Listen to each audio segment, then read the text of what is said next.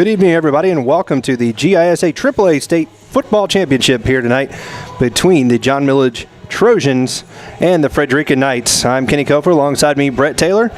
Brant Daughtry upstairs on camera, bringing you live action here on the GISA network from Anderson Field and Five Star Stadium at Mercer University. The second of two games here on the day. We saw Gatewood winning their third straight state championship earlier this afternoon in a 34-14 victory over the Brentwood squad.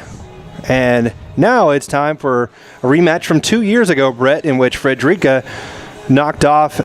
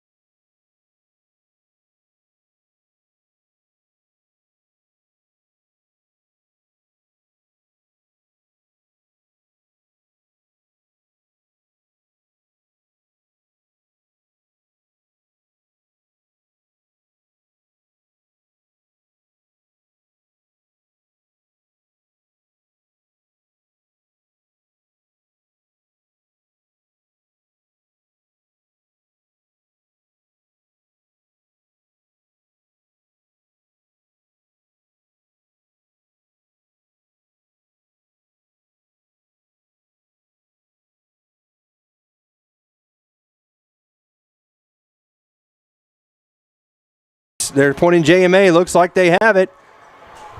That'll be the third consecutive turnover for Frederica on 3 consecutive plays. And it was a good play. Jordan Triplett had a big run and gets it punched out from behind. So 3 plays in a row, 2 interceptions and a fumble by Frederica.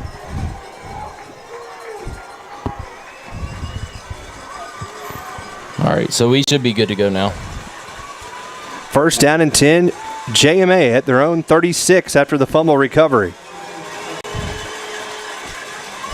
2 wide receivers, I formation behind Hopkins.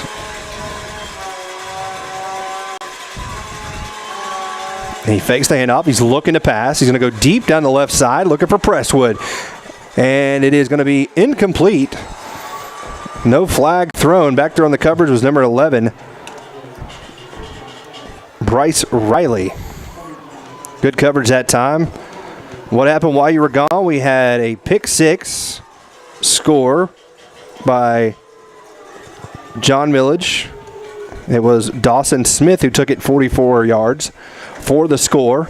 Extra point was good. The very next play after the kickoff, JMA threw another, or Frederica threw another interception, and then it was a touchdown pass to Prestwood to make it 14-0. And then we just had the run by Jordan Triplett that caused the fumble, and this is the ensuing drive here. The handoff goes around the left end. That's McDonald. Breaks a tackle and gets out to the 40-yard line. He picks up about 4 yards, maybe 5. It'll be 3rd down and 6 to go for the Trojans.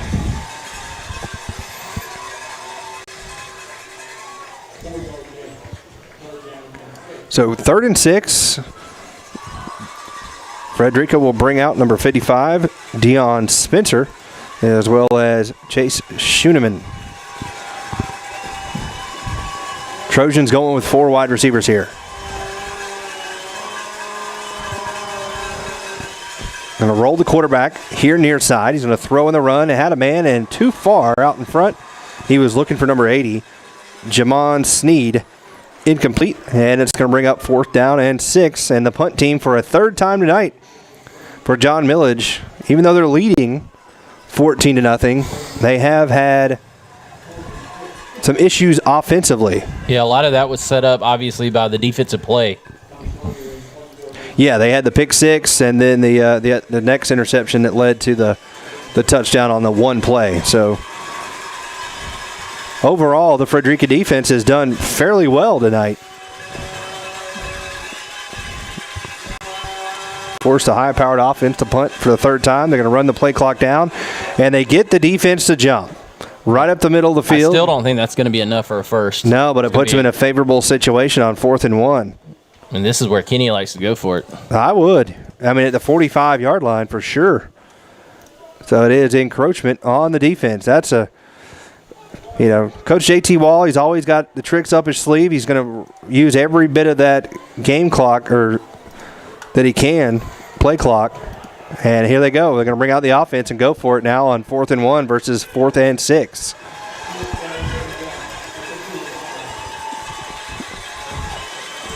Frederica's going to have to bring out the bigger alignment on the defensive line.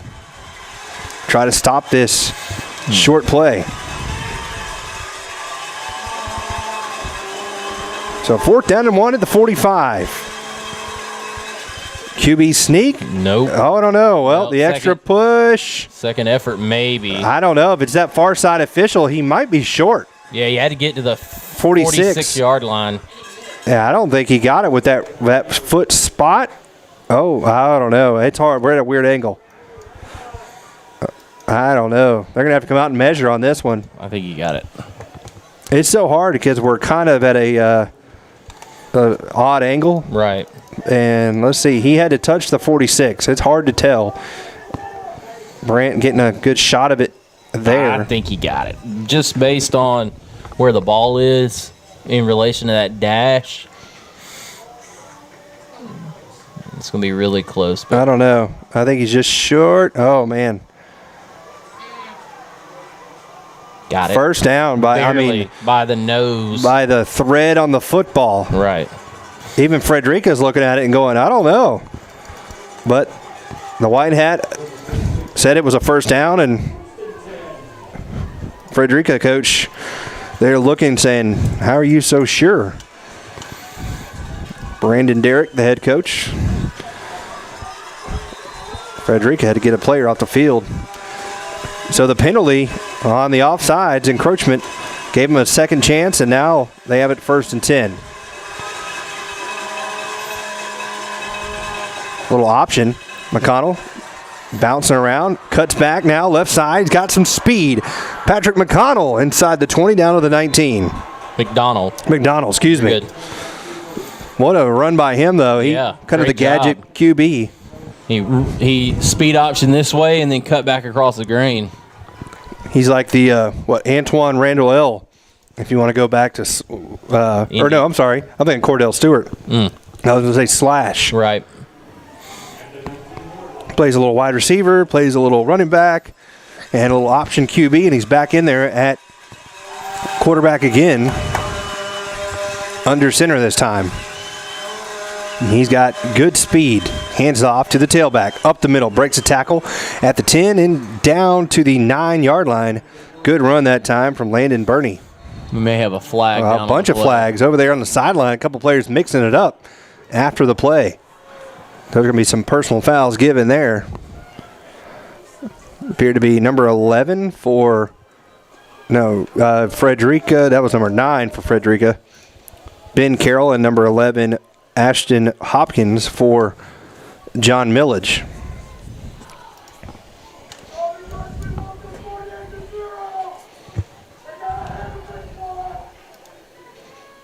Let's see what the call is from the white hat.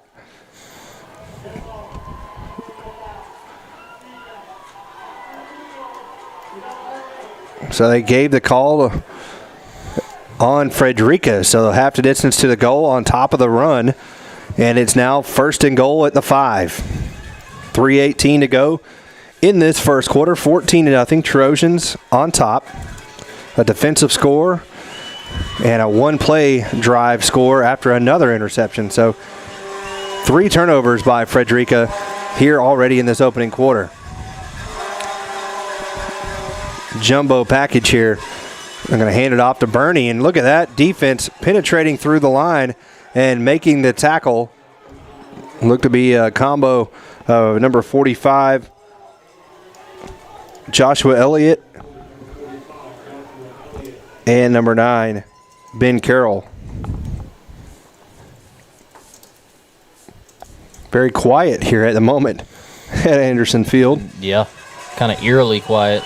Now they're back making noise on 2nd and goal at the 4. McDonald still at quarterback. And he's going to fake it and keep it, and he's going to score. Touchdown, John Millage Academy. They lead 20-0, 2:18 to go in the opening quarter. Just faked the dive to the fullback, kept it, and untouched in the end zone. And it's now 20-0 for the Trojans. You can't make mistakes against good teams and expect to win the ball game. And right now, JMA is taking advantage of the 3 turnovers, and they now have 3 scores off of those turnovers. Collier on to attempt the extra point. Kick on his way, and it's good. So with 2:18 to go in the opening quarter, it's John Millage 21, Frederica nothing. You're watching GISA Championship football here on the Middle Georgia Sports Network.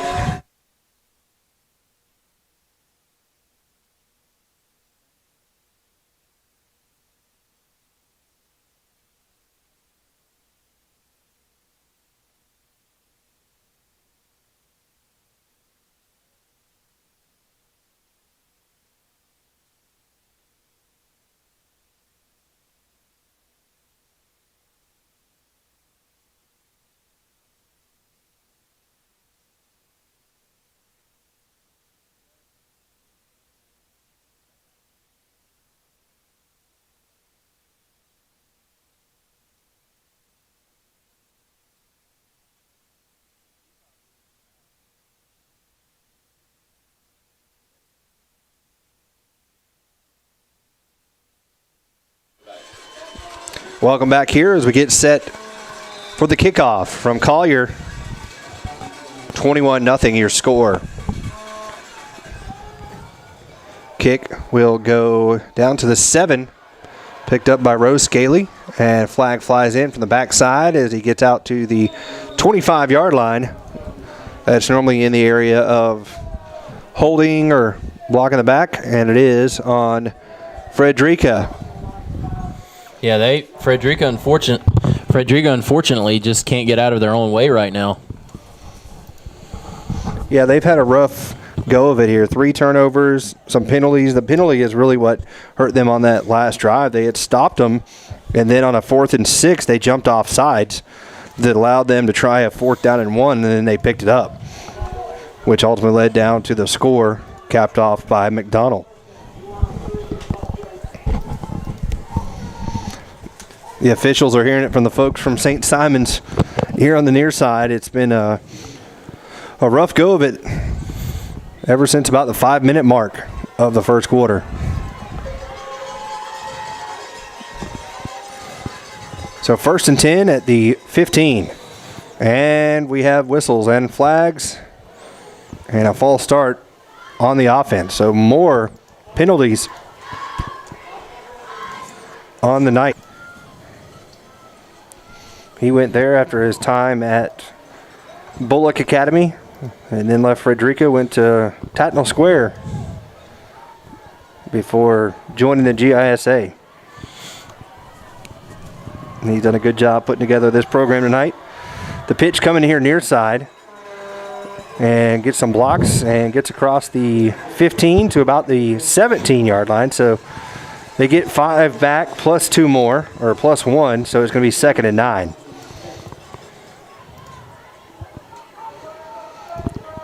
And if you're Frederica, you just got to take small chunks as they come available, really, because that's all you can do when you're in the hole, 21-0 already. I can't get over number 43 down there for John Jamazin. Oh yeah, he's gosh. good. Just a huge. He's a good player, man. 6'2", 240. Look at an SEC linebacker out there. Handoff up the middle, bouncing it out now, right up the middle of the field. He Good run. Watch out from behind. And they push him out of bounds at the 44. That's his second big run that's Jordan Triplett. He got blocked on that play. It's a great job by the lineman getting to the second level, and that sprung that run. Yeah, it's hard to do against the big Jamazin Roberts, 6'2", 240. But a 1st down and 10 for Frederica. And they look to the sideline, getting the play call. He must have gone out of bounds. I've yet to figure the clock. The clock. In the last game, I was wondering the same thing. They kept stopping it at 1st down and not restarting it. So I just along for the ride. Shift the man in motion. Defense comes up the middle. We got a delay of game. Took too long. They were looking at the play clock, or looking at the sideline, and could not get the snap off. So another penalty against Frederica.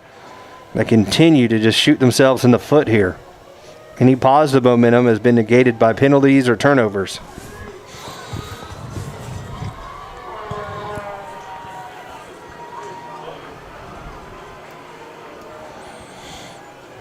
We got some smoke coming out from behind the stadium back there. Somebody's got a grill. And we had a fumble again. And it's fallen on there by the QB. Veal.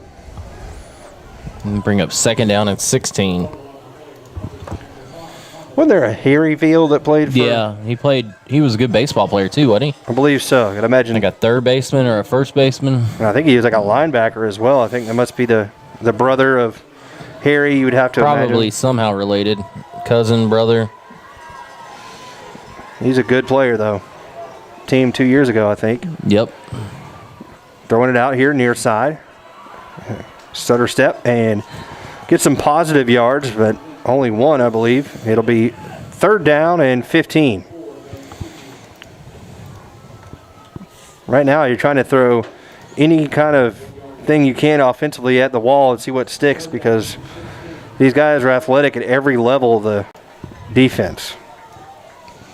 Got a big defensive line, very athletic, big linebackers, and then the corner.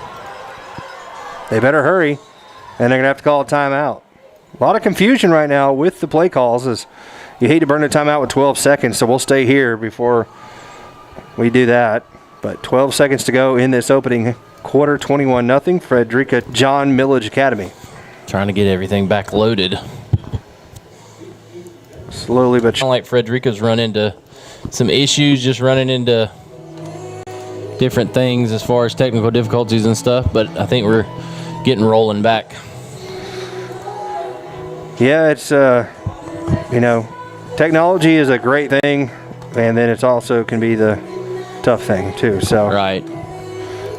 Very, very difficult, but right now it's a great night for football, and the tough year we've all had. It's heck, I'm glad that we're just being able to play football, to be honest. Exactly.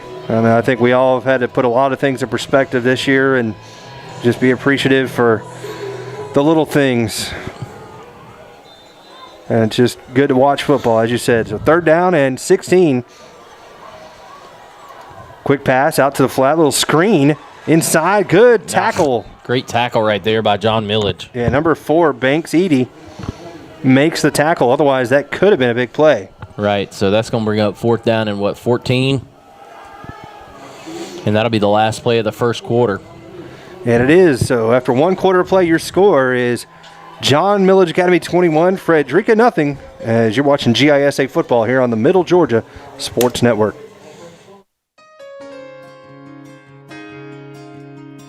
Founded in 1985, the Georgia Independent School Association proudly represents nearly 170 accredited private, independent, and parochial schools across the state. From Tallulah Falls to St. Simon's Island, from Columbus to Augusta, our schools serve over 76,000 students every year. Whether parents are interested in smaller class sizes, more individual attention, a religious-based curriculum, or a safe and structured environment, the GISA provides a strong education, which is the foundation for success. To learn more about the GISA and how they can serve your school, visit us online at www.gisaschools.org.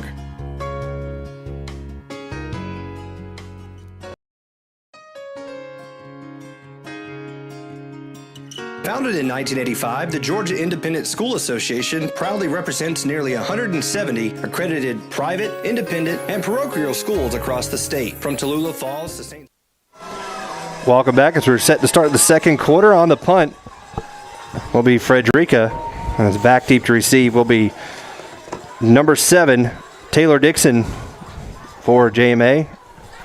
Frederica having some problems here with their personnel, getting players on and off the field. In formation, low snap, punt is away, line drive, end over end kick, and it will take a Frederica roll inside to 30, down to the 27-yard line. It's a pretty good punt there. 44 yards on the kick. And it'll be 1st down and 10, JMA at their own 27. They lead by 3 scores, 21-0.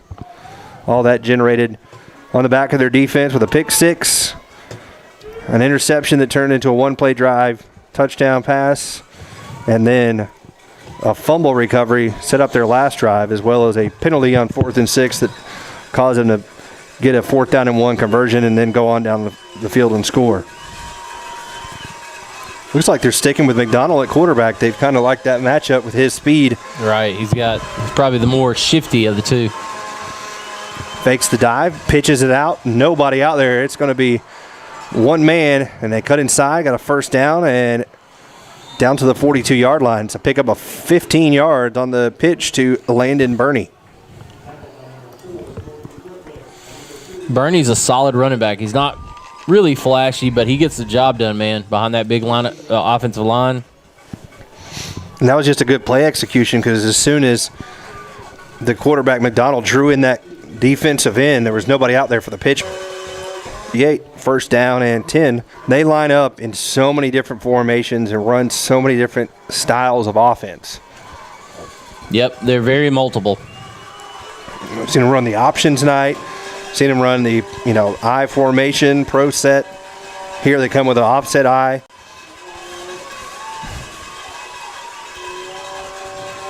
And they're going to pitch it here near side. Got the defense all going the other way.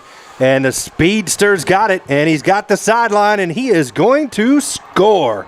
He needed one block, and he got it, and that is Chase Goddard. Touchdown, Trojans. And it's 27-0 with 10:34 to go in the second quarter. It is quiet here on this side by the Knights fans as once you saw him catch that edge and he needed one block, and there it was, touchdown Trojans.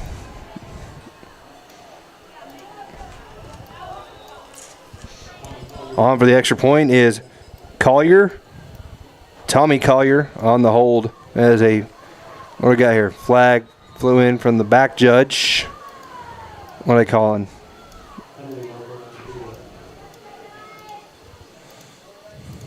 Was it a substitution?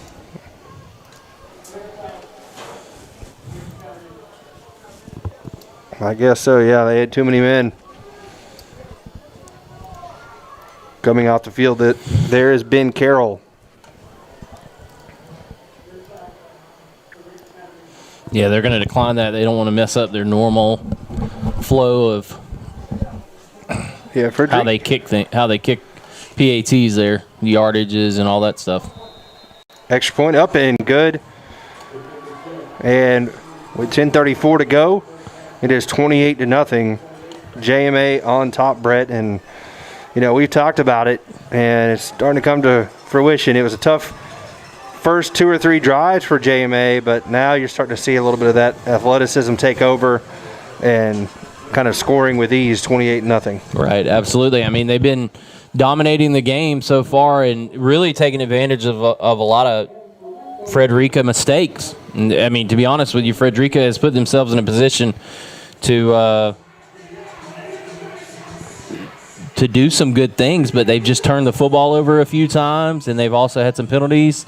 And big plays are helping John Millage out. But right now, John Millage has just got kind of a stranglehold on this game. Yeah, they have really dominated the game ever since the 5-minute mark in the first quarter, and it's been just continues to snowball right now if you're a Frederica fan. Hopefully they can get something turned around here on this drive. It's going to be a short kick, and it will be taken.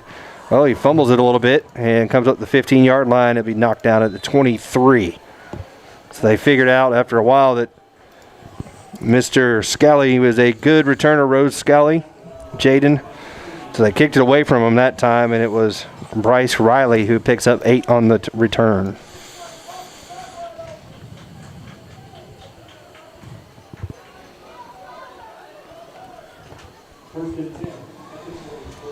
So it'll be first down and 10 at the 23-yard line. Frederica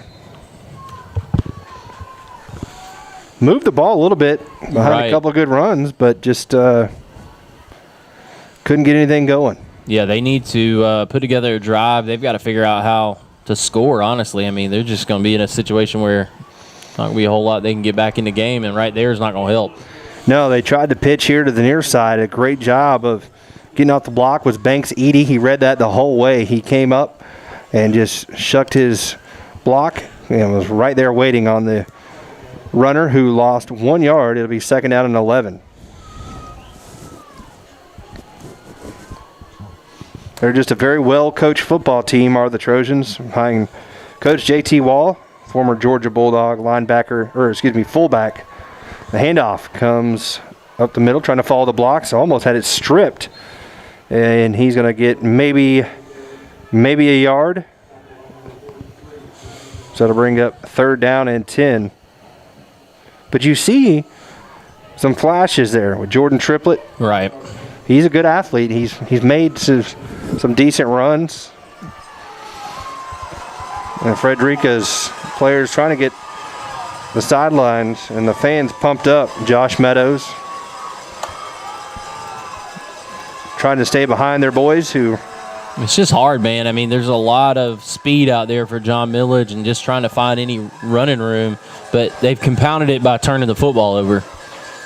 Well, now they're going to go deep, and it's going to be incomplete. Prestwood on the coverage. They were looking for number 10, Mason McGraw. Yeah, good coverage by Prestwood out here.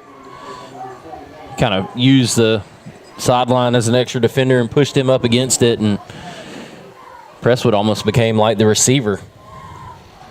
Yeah, he was stride for stride with him the whole way, and McGraw had to kind of knock it away. So on the punt will be number 11, Bryce Riley. And back deep, Taylor Dixon. Riley gets it away. Wobbly kick at the 45. He's hit immediately. Good special teams coverage. That was Chase Schooneman, who brings him down with no gain on the return. And they'll start this drive, 1st and 10 at the 45-yard line.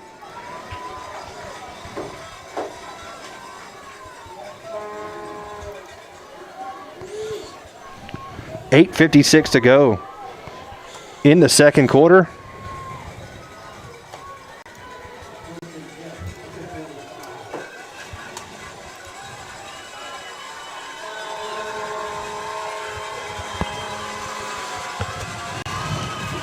So they brought in quarterback Grayson Hopkins again. Hopkins fakes the handoff. He's going to look deep. Going down the left side, looking for Prestwood. He makes the catch down inside the 10 to the 8-yard line. Just cut inside the defender to make the catch. Down to the 4. No, I think that's just where that's where they're going to mark it. He was down to the 8. They gave it to him where he kind of slid to. Yeah, and spiked it. So, wow, down to the 5-yard line. Jeez. 1st and goal at the 5. Yeah, I thought he caught it about the 8, but either way, a big play for John Millage. Second big reception for Marcus Prestwood. Nice pass. Yeah, that was a beautiful pass and a good adjustment, cutting inside the defender to make the catch. I think McDonald's back in there now. And he gives it off to the fullback, and he's going to drive into the end zone for a touchdown. Landon Corson, the fullback, scores. And it's 34-0. 8:17 to go in the second quarter. Kind of what we saw last year, Brett, with the state title game. And yeah, I mean, the thing is, I think John Millage kind of forces you to be perfect. And if you turn the football over, you have no shot, really. It's going to be an uphill battle. And we've seen John Millage. This will be the 3rd time now. And Westfield had this kind of similar result the first time. The second time, that one's up and good. Westfield was able to do a few things different and actually make John Millage turn the football over, but John Millage's talent and depth ended up winning that game for them late. So that's another touchdown and 8:17 to go, 35-0. John Millage Academy on top, and they've been doing it defensively. And now the offense is woken up from its little early rough start, and here they come. So, Brett, you want to go through the Yeah, I was just going to go through the sponsors. I'd like to thank Athletic Junction, Beachview, Event Rentals, and Design. We'd also like to thank Rossi Oil, H&H Lifestyles, Queensboro National Bank and Trust Company, St. Simon's Island Dental Associates, Howard Shepherd, Inc., Formetco Sports, Atavus, and 5 Star Automotive Group.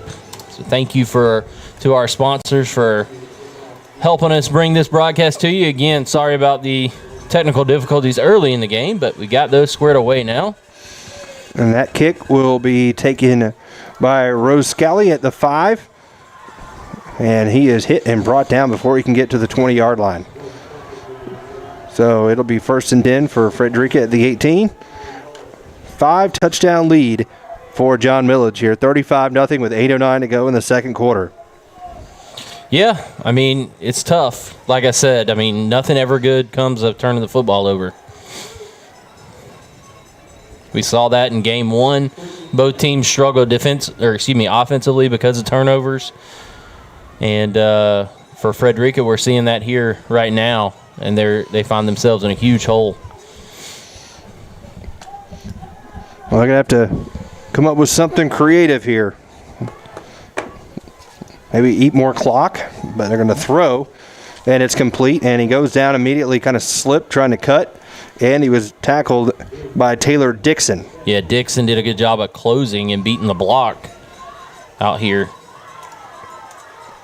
Yeah, these corners do a good job. They got their eyes in the backfield looking at the quarterback, and they can read the play, and you're right, they've gotten to the ball carrier before the blocks have engaged with them.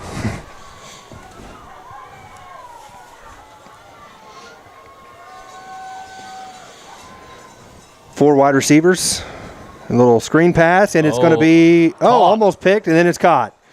Wow, that was almost like a David Pollock. Remember that? Against South Carolina, where the defender, even wearing number 47, oddly enough, that throws right to him. Carson Dyer kind of had it on his shoulder, kind of slid down his back. Right. Rose Scally pulls it off there, but they still lose about 3 yards. It's 3rd down and 15.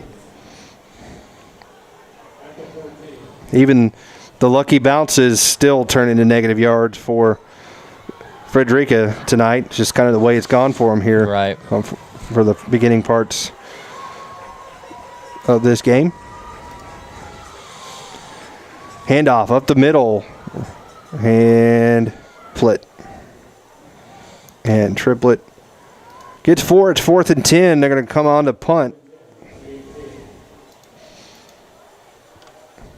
Eli Fritchman will kick it. And back deep, Taylor Dixon. He awaits the kick at the 48-yard line. Fritchman got away a booming kick the first time. Last one was more of a line drive bouncer. And what do we got now? Whistle. It's not delay a game. It looks like it's a false start.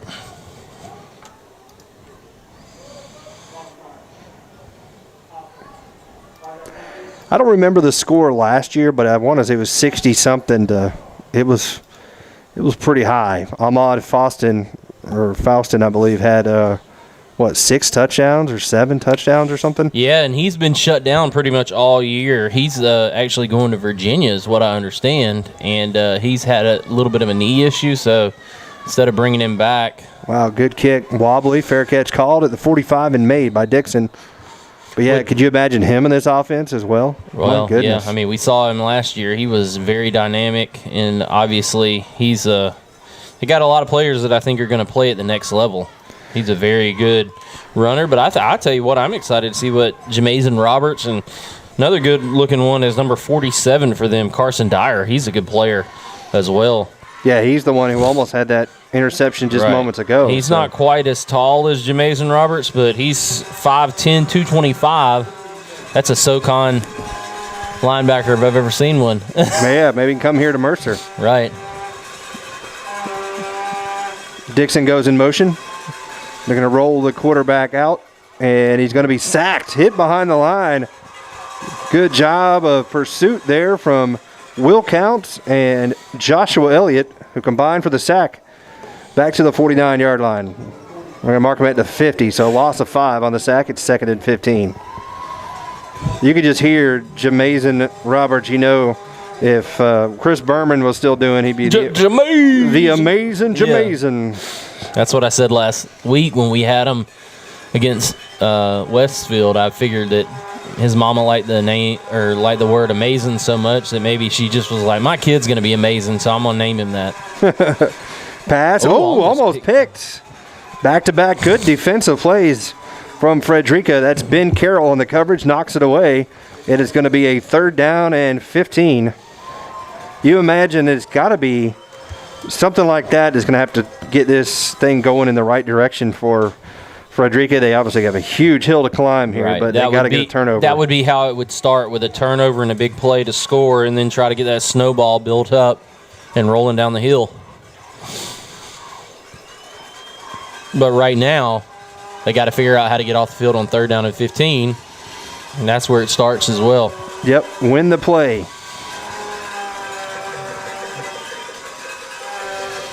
Hopkins looking to pass. Screen. Yep, setting up the screen. The defensive lineman realized it in a good pursuit.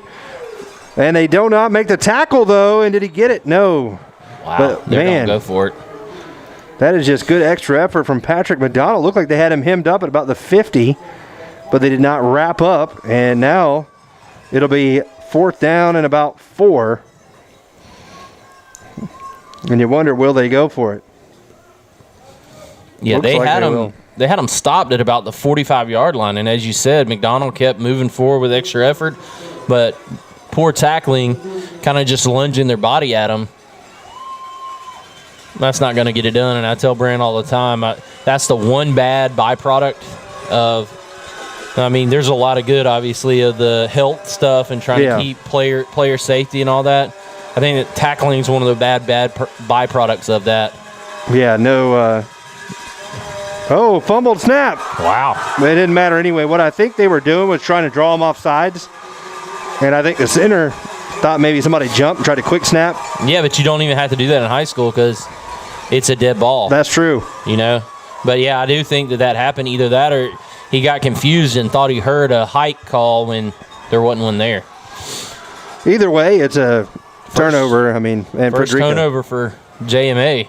Yeah, they get it back, do the Knights, and now they try to do something with it.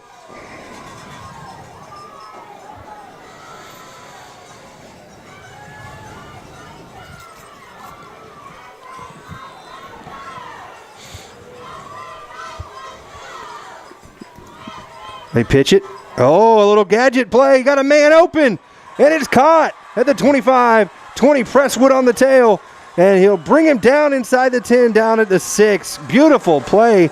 Mason McGraw on the reception as Veal pitched it back, and then the pass. That was a great play design. Perfect. We saw that play try to happen a few times this afternoon in the first game, but that was executed very well. Good throw. And now 1st and goal for Frederica. Instead of trying to make the perfect throw, he just got it out there to his receiver, which is what you need to do. Just make sure you complete it. And the run up the middle. Not a whole lot there. He gets down to the 5-yard line. That's Jordan Triplett. We're down. Edie comes up with that tackle, and good job of sliding in there and keeping him from getting upfield any further. And they're down to just over 4 minutes.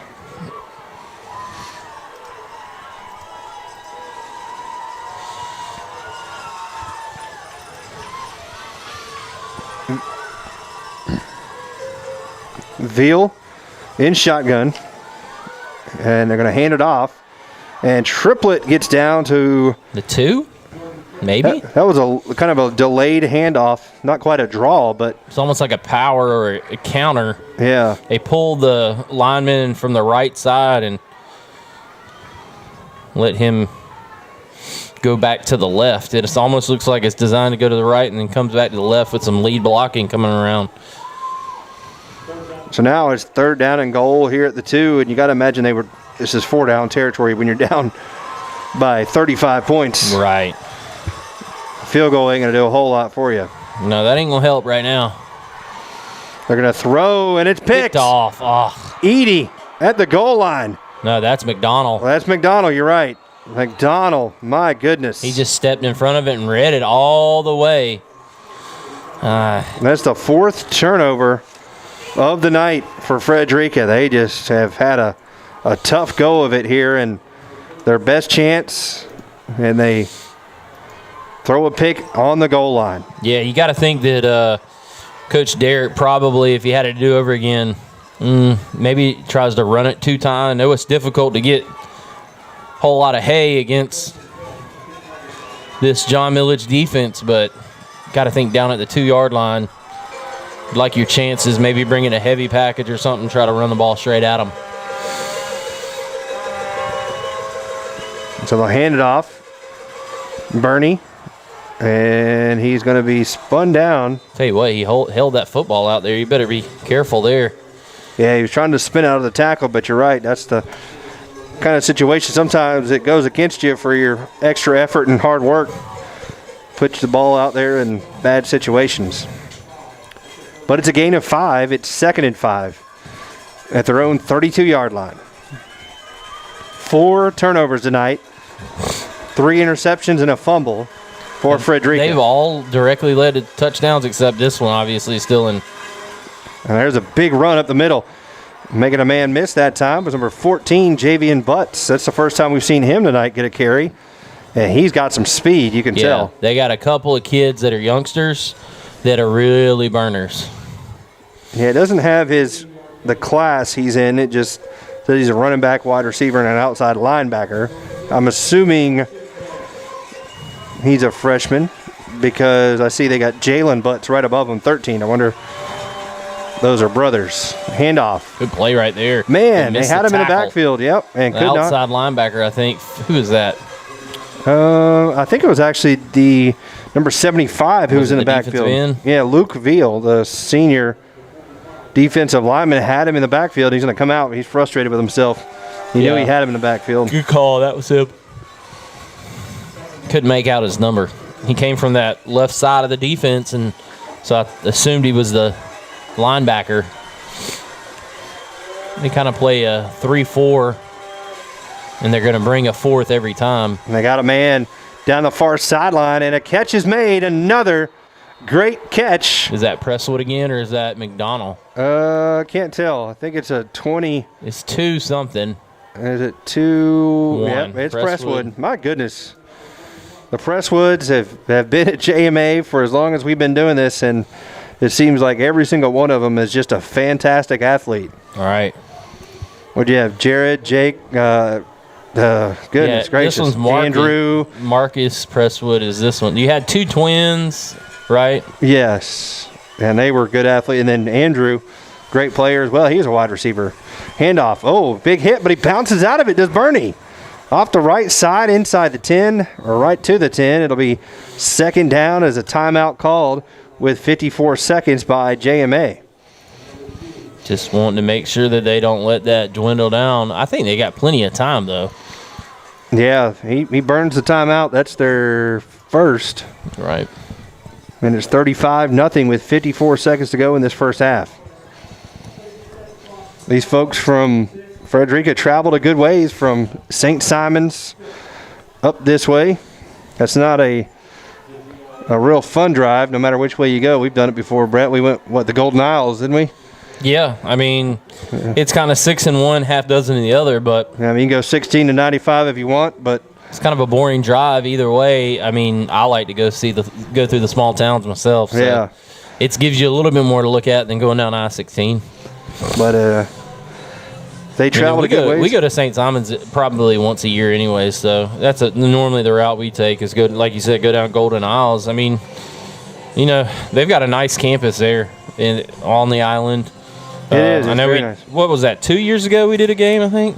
Yeah, I think Carl Nash. We had a good setup, kind of in the art room, the art classroom off to the side, and it was kind of a cool little deal. And then you know, John Millage has been gracious and hosted us as well a couple times. And John Millage's press box, man, Mr. Gregg got them to do that up right. Very nice. Yeah, it's a beautiful, beautiful addition to the stadium there at John Millage. In fact, the whole home side, I believe, is new. And it's going to be a quarterback keeper up the middle, spinning, lunging. Is he in? Yep. Touchdown. That is on the quarterback keeper, Grayson Hopkins. So he's normally the passing QB, and that time he takes a little QB draw, and he scores, and it's 41 to nothing. Not happy. No, they're not. 41-0. 49 seconds to go before halftime. We were worried that this thing could get that way, and it did. Yeah, and I really don't – I mean, I'm not taking anything away from JMA, obviously, but I really think a lot of it is self-inflicted to Frederica. I mean, you have 4 turnovers in the first half, and you look up there and you're down 42-0. You can equate most of those scores as you can this one. 28 of them came from their own turnovers. Directly from the turnovers. Now, John Millage, that's what good teams do. They take advantage. When you make a mistake, they make you pay for it, and that's exactly what they've done. And a team like John Millage, in my opinion, you can't help them out. You've got to force them to be, have to do everything hard. Have to drive the length of the field. Don't give up big plays. Keep everything in front of you. And then that gives you a chance. And that one right there was especially a big gut punch for Frederica because it literally was a 14-point swing there. They were that close from getting 7 of their own, and they throw an interception on the goal line only to see John Millage go right back the other way. 35-0. Could have been 35-7. Instead, it balloons to 42-0. So, like you said, instead of it being a 28-point differential, it's 42 points. And, Frederica gets the ball after halftime. I don't know if they'll have enough time here. They got 2 timeouts and 49 seconds to work with, but that's a pretty stout defense they're going against, as we got a flag and an offside on the kickoff. This is the second time we've seen this today. And John Millage has made a couple of mistakes. They obviously had the fumble, but it was on a 4th down. But it seems like when they've made mistakes, it hadn't been at crucial times that's really hurt them. Like this is a silly mistake, but it's not really going to hurt them that much.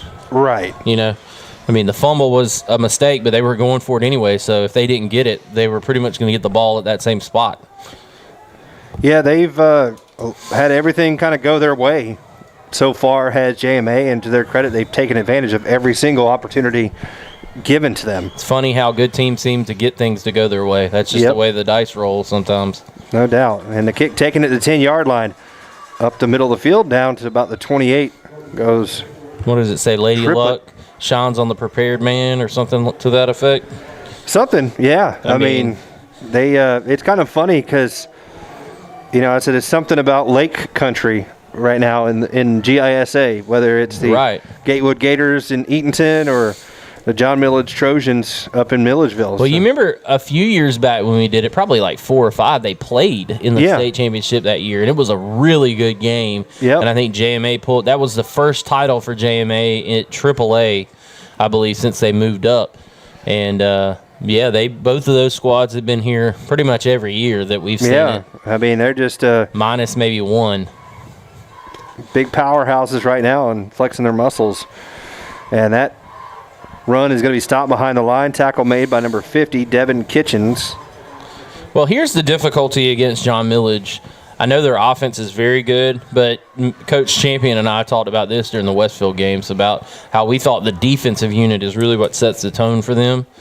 And those linebackers and everybody, you try to spread them out, but then they cover so much ground. But then if you get in there and try to run right at them, then they just load the box. I mean, look at Jamazon. My gosh, I watched him from the beginning there. Jamazon Roberts just came in from his middle linebacker position and put a helmet right on the hip of number 8, Josh Meadows. He waded through all the traffic, makes a tackle, and that's going to be the last play of the first half. A first half absolutely dominated by the JMA Trojans. They lead 42-0 as we have reached halftime. We'll take a break and come back with more as you are watching GISA Championship football here on the Middle Georgia Sports Network.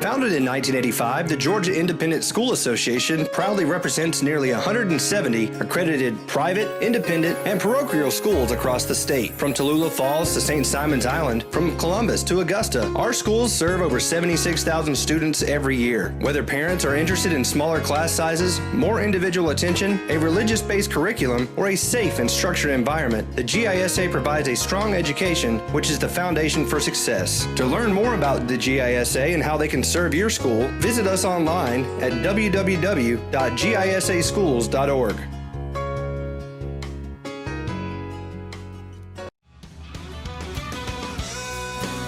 The Middle Georgia Sports Network is excited to bring to you another year of live prep sports action.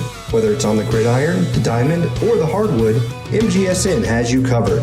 For the past 7 years, we have been there for region championships, state championships, and everything in between. We look forward to another 7 years of coverage, as you can always count on the Middle Georgia Sports Network.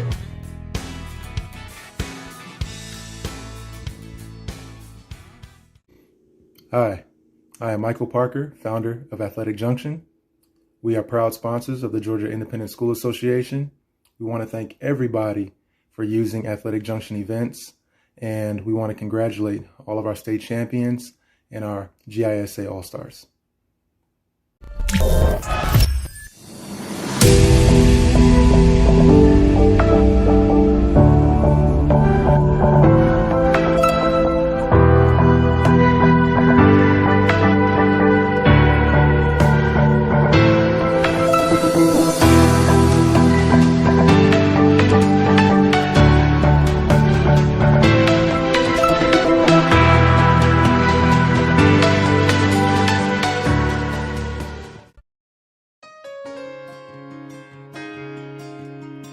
Founded in 1985, the Georgia Independent School Association proudly represents nearly 170 accredited private, independent, and parochial schools across the state. From Tallulah Falls to St. Simon's Island, from Columbus to Augusta, our schools serve over 76,000 students every year. Whether parents are interested in smaller class sizes, more individual attention, a religious-based curriculum, or a safe and structured environment, the GISA provides a strong education, which is the foundation for success. To learn more about the GISA and how they can serve your school, visit us online at www.gisaschools.org.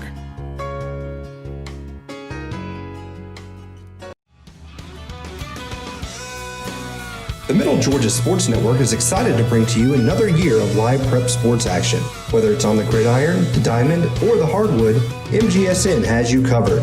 For the past 7 years, we have been there for region championships, state championships, and everything in between. We look forward to another 7 years of coverage, as you can always count on the Middle Georgia Sports Network.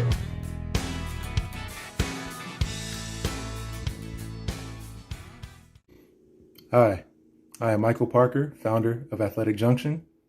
We are proud sponsors of the Georgia Independent School Association. We want to thank everybody for using Athletic Junction events, and we want to congratulate all of our state champions and our GISA All-Stars.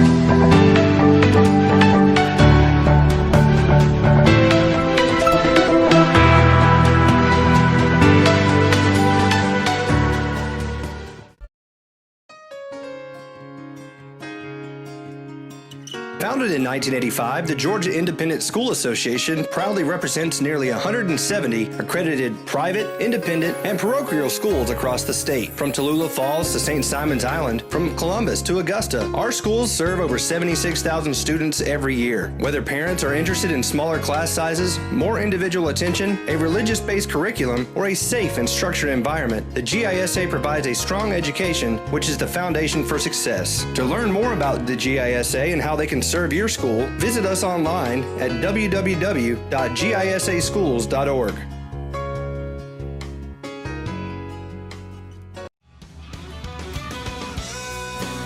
The Middle Georgia Sports Network is excited to bring to you another year of live prep sports action.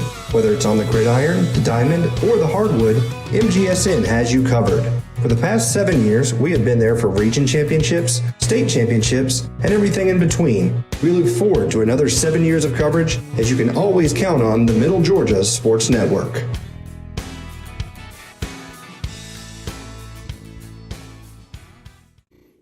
Hi, I am Michael Parker, founder of Athletic Junction. We are proud sponsors of the Georgia Independent School Association. We want to thank everybody for using Athletic Junction events, and we want to congratulate all of our state champions and our GISA All-Stars.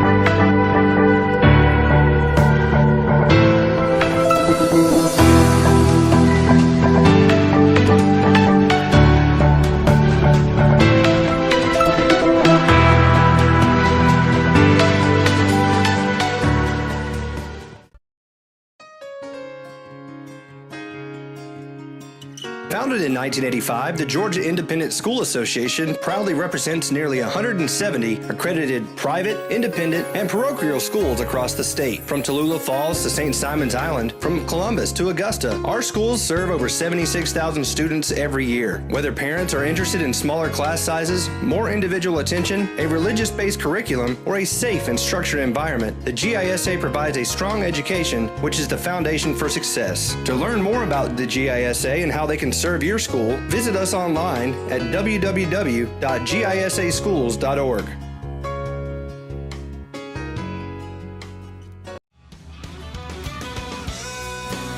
The Middle Georgia Sports Network is excited to bring to you another year of live prep sports action. Whether it's on the gridiron, the diamond, or the hardwood, MGSN has you covered. For the past 7 years, we have been there for region championships, state championships, and everything in between. We look forward to another 7 years of coverage, as you can always count on the Middle Georgia Sports Network.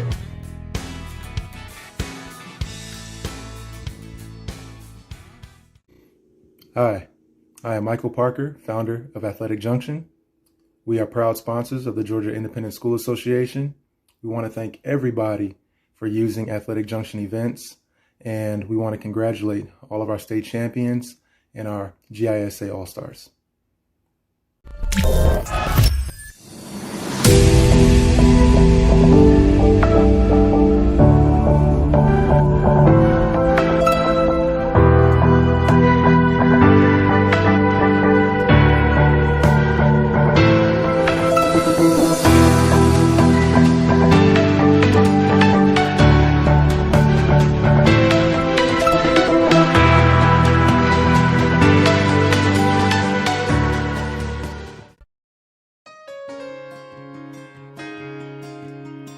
Founded in 1985, the Georgia Independent School Association proudly represents nearly 170 accredited private, independent, and parochial schools across the state. From Tallulah Falls to St. Simon's Island, from Columbus to Augusta, our schools serve over 76,000 students every year. Whether parents are interested in smaller class sizes, more individual attention, a religious-based curriculum, or a safe and structured environment, the GISA provides a strong education, which is the foundation for success. To learn more about the GISA and how they can serve your school, visit us online at www.gisaschools.org.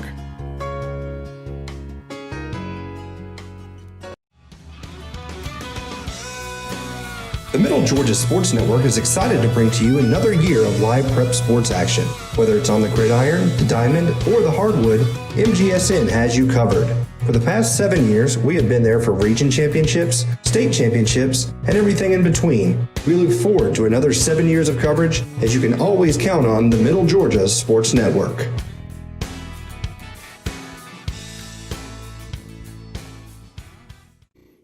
Hi, I am Michael Parker, founder of Athletic Junction. We are proud sponsors of the Georgia Independent School Association. We want to thank everybody for using Athletic Junction events, and we want to congratulate all of our state champions and our GISA All-Stars.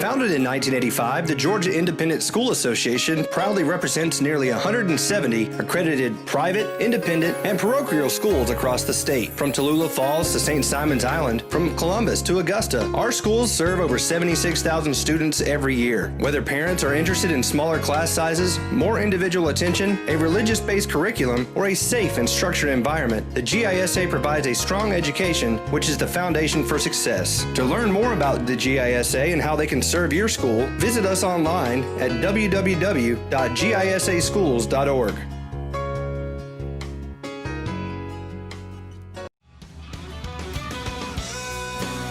The Middle Georgia Sports Network is excited to bring to you another year of live prep sports action. Whether it's on the gridiron, the diamond, or the hardwood, MGSN has you covered.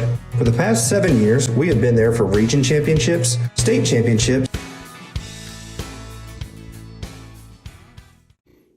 Hi, I am Michael Parker, founder of Athletic Junction. We are proud sponsors of the Georgia Independent School Association. We want to thank everybody for using Athletic Junction events, and we want to congratulate all of our state champions and our GISA All-Stars.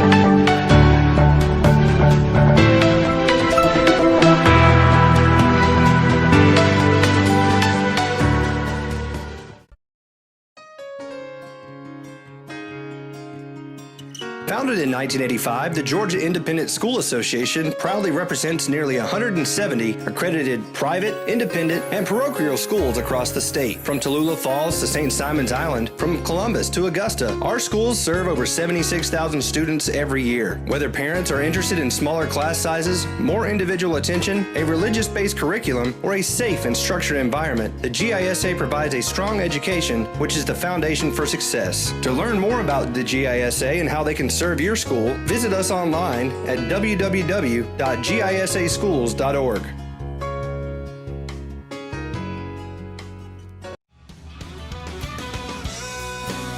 The Middle Georgia Sports Network is excited to bring to you another year of live prep sports action.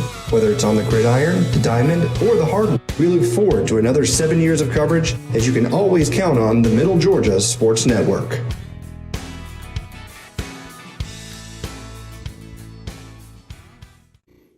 Hi, I am Michael Parker, founder of Athletic Junction. We are proud sponsors of the Georgia Independent School Association. We want to thank everybody for using Athletic Junction events, and we want to congratulate all of our state champions and our GISA All-Stars.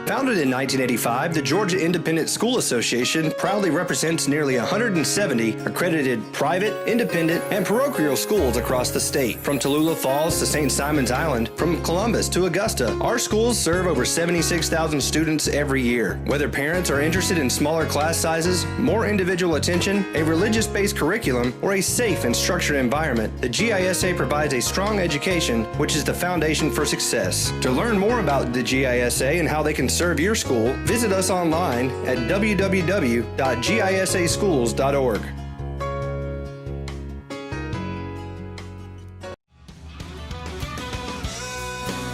The Middle Georgia Sports Network is excited to bring to you another year of live prep sports action. Whether it's on the gridiron, the diamond, or the hardwood, MGSN has you covered. For the past 7 years, we have been there for Sports Network.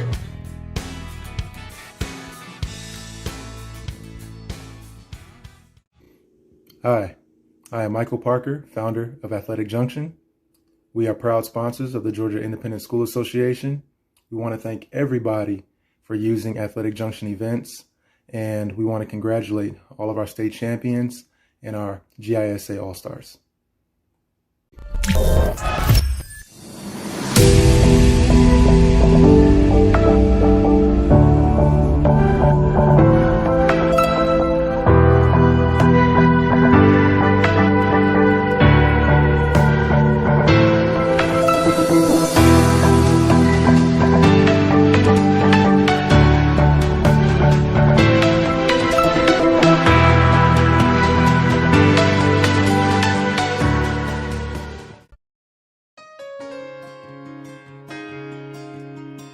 Founded in 1985, the Georgia Independent School Association proudly represents nearly 170 accredited private, independent, and parochial schools across the state. From Tallulah Falls to St. Simon's Island, from Columbus to Augusta, our schools serve over 76,000 students every year. Whether parents are interested in smaller class sizes, more individual attention, a religious-based curriculum, or a safe and structured environment, the GISA provides a strong education, which is the foundation for success. To learn more about the GISA and how they can serve your school, visit us online at www.gisaschools.org.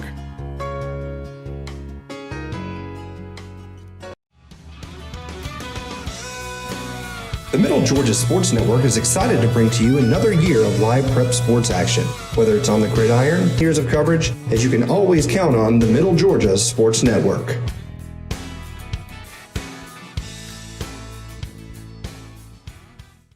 Hi, I am Michael Parker, founder of Athletic Junction. We are proud sponsors of the Georgia Independent School Association.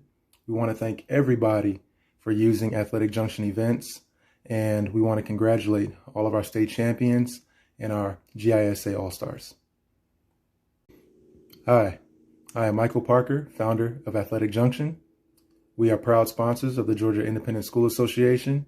We want to thank everybody for using Athletic Junction events, and we want to congratulate all of our state champions and our GISA All-Stars.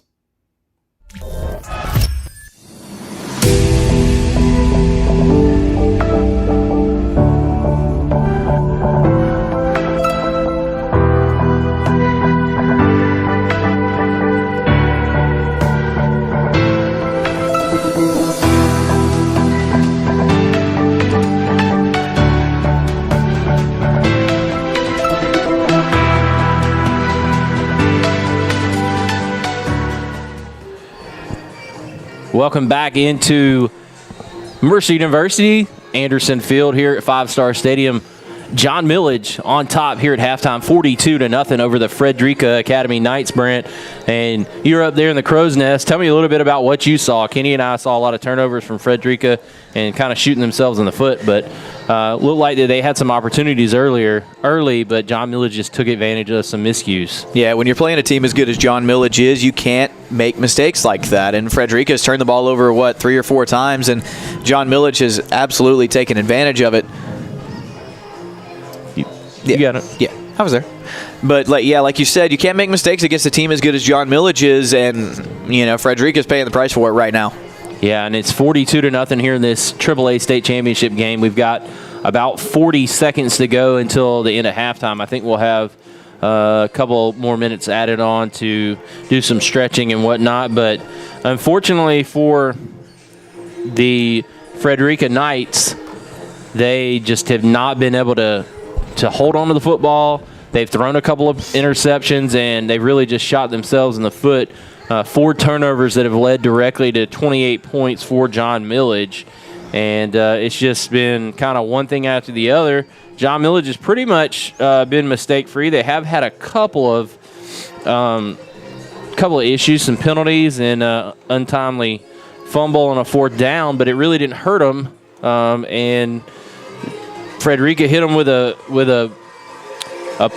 trick play, and then John Millage ended up getting an interception right back. So, they've been able to kind of skate by without getting hurt too bad by any mistakes that they've made. And right now, they're rolling on their way to a 2nd straight state championship. And you got to think that they're poised to try to capture back-to-back here tonight, up 42-0. Yeah, they look really good so far. And Frederica, they've had some success on offense, but it's been 1 step forward, 2 steps back all night with these turnovers. Like you said, they got down inside the 5 and then threw an interception. They had when it was 7-0, they had a long run, and I think it was over 15 yards, and they ended up fumbling on that run. Right. So it's been things like that all night for Frederica, and John Millage has just been steady as they've been all year. They just keep plugging away and hitting you, and they're up 42-0 at the halftime of the state championship game. Yeah, and I think to some extent, I was telling Kenny that the way I thought that you had to play a team like John Millich, who you know is very explosive on offense, but also very good defensively, is you've got to force them to drive the field and score that way to help take time off the clock, try to limit their possessions, and keep the game close. Score when you can, make big plays when you can, but also force them to be very consistent and almost perfect in the way that they try to drive the football and whatnot. And that helps shorten the game, and it also helps keep your team rested. And you've also got to be able to move the football consistently enough so that your defense doesn't get worn out to the point where you start giving up big plays. And, that recipe hasn't really been followed here tonight for Frederica because they've had the turnovers. They really didn't have an opportunity to utilize that, if you will. So, I mean, it's kind of been what can go wrong has gone wrong for Frederica. Now, can they get back in this ball game? Yes. But is it likely at this point? I think that as Kenny said in the first half, they've got to try to win each play on its own and let the comeback take care of itself. And the only way you're going to come back in a game like this is you've got to just try to put your head down and play and try to make things happen, and then hopefully you can get that snowball and momentum to roll. Yeah, that's the only way you can really do it. Absolutely. That's all you can do at this point is just try to win the next play. I mean, if you're Frederica, you were in the opposite position 2 years ago. You had John Millich down big at half. Right. But different story this year. Right. Well, you had, a more dynamic offensive team, I would say. Yeah, for and, sure. The big play was definitely on the table on any play. Yeah. But I think you have to start this 12 minutes here in this third quarter. You get the football back, and you just need to try to put together a drive and pick up first down after first down and see if you can't score a touchdown. And for John Millich, I think Coach Wall is saying we didn't play a perfect first half, and we had some things that were given to us in the perspective of turnovers and fumbles, interceptions, things that we took advantage of. Now, we are a good team, and we took advantage of those things. Yeah. But we've got to continue to stay consistent and play hard because, that's why they make the football oblong instead of round, because you never know how it's going to bounce. So absolutely, those things could happen to us here in this half. So we've got to try to stay focused and fundamental. You've got another 30 minutes that you have to play here. Right. So we'll see. Actually, 24, but who's You're counting? Right. I know what you were saying. Everybody knew what you meant. So here we go. Set for the kick, and it will be taken down at about the 10-yard line by Frederica. I cannot make out the number. Looks like maybe number 4, Jordan Triplett, and he's tackled there at the 21-yard line. Looks like we have some whistles trying to separate some players. Yeah, and in games this lopsided, it's easy for tempers to flare. Right. As officials, they've got to really be on the look to try to curtail any type of chippiness going on down there. Yeah. But number 43, Brant, has stood out to Kenny and myself throughout the first half. Obviously, Jamazon Roberts. Yeah, we saw him. Right. I'm sure you've talked about it. We've seen John Millich twice this year with our covering of Westfield, and Jamazon Roberts just stands out every time. The kid's a freak athlete and really looks the part of a strong side D end. Right, and they hand the football off, pick up a couple of yards. That's maybe about 2.5 or so. I'm trying to make out the number. Who was is that Triplett again on the carry, number 4? I think it was.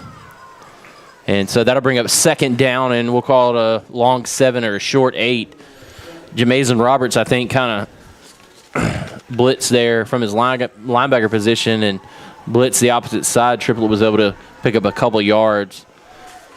Ville hasn't really had as successful a night as I'm sure he hoped to throwing the football. We'll see if he can correct that and get things going, or if this defense can keep things rolling for them. They tried the little counter play and nowhere to go. Maybe a yard right there for Frederica. And good job right there. Number 32. Dawson Smith getting in there, making the tackle. We've talked about it ad nauseum at this point with all the times we've watched John Millich play this year, but that defense is just suffocating. They sets crash the tone. They crash into the play so quickly, and they're so big and strong up front and in their linebackers that it's just tough to move them. Right. I mean, that's a good way to say it. They try to create havoc, and there's a curl route incompleted out here from Veal to number 21 there. That is Kyle Perez, and that's a first down for Frederica. A nice curl route. He had to let go of that ball pretty quickly. He had some heat on him. Yep. On the inside, I want to say that was number 50 for John Millage. Devin Kitchens getting upfield and creating some havoc. And Frederica going to come out with 4 wide. You got 2 on each side of Veal, and he's trying to get things squared away here with his running back there, Jordan Triplett. And we're going to run a quarterback draw here. Veal gets upfield, picks up maybe 5 yards, almost 6. Gets out to the 46-yard line, does Veal on a nice designed quarterback run.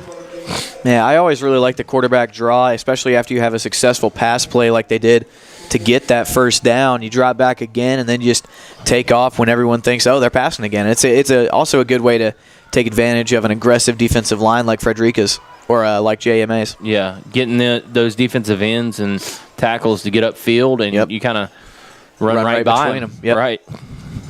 And we saw that a little bit in the first game, but it was more from that halfback position out of the shotgun or out of the fullback position from Brentwood, where they gave the ball to Denton. In this situation, and there's a snap, and there that's not again is one of those situations where 2 steps forward, 3 steps back, right there for Frederica, and they snap the ball past the quarterback, and now they're 3rd down and 20.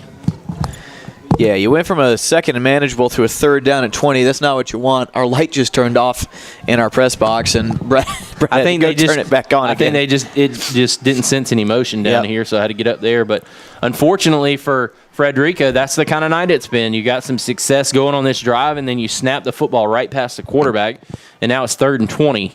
Send a man in motion here, 1 to the left, 3 to the right, and they're going to throw down the field. Fake. Nice play design, but just too far to the sidelines. And that's going to bring up a 4th down and 20 for Frederica.